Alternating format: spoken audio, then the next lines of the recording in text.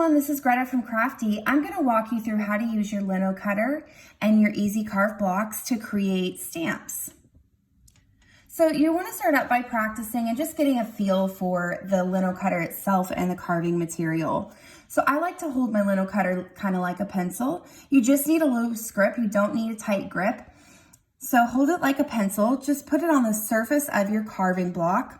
Make sure your fingers are not in the direction that you're pushing your Lino cutter because it is sharp, as you can see. And if you were to push down really hard and then have a misstep and it kind of goes up, you could hurt yourself. So never carve in the direction of your fingers. You probably will want to hold your block, but hold it on a side where you're not pushing your Lino cutter. That's really important.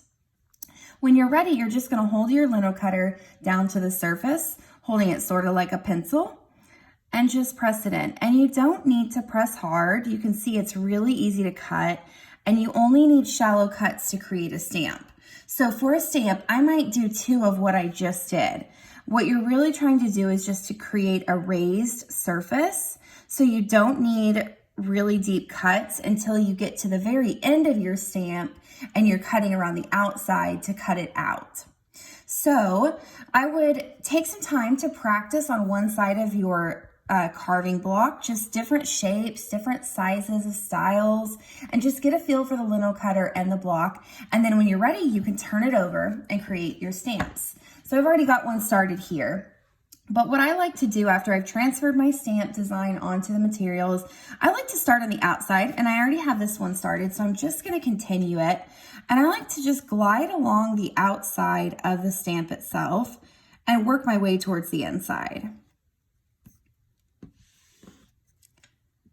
I can go all along the bottom here, and you can do it in one movement, or you can start and stop. That's completely fine too.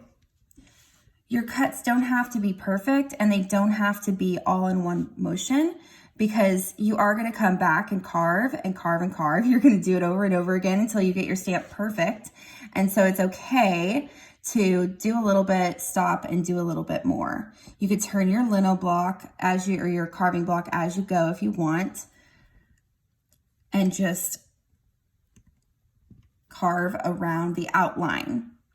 Now this is about the right depth that I would want for a line. This, I'm actually going to cut out this whole section because I don't want anything stamped here when I put my ink down. If you feel like your lines aren't deep enough, just go back over them one more time. And that is like a perfect line depth right there.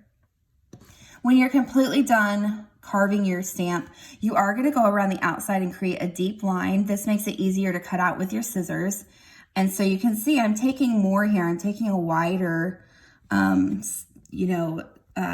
line of material, and I'm going deeper. But you still don't have to press very hard, and you don't have to do it in one sitting. So you can go back and do more on those deep cuts. So don't feel like you have to get everything in one foul swoop there. So at the end, we're looking for that deep line. This just makes it easier for your scissors to cut through the material.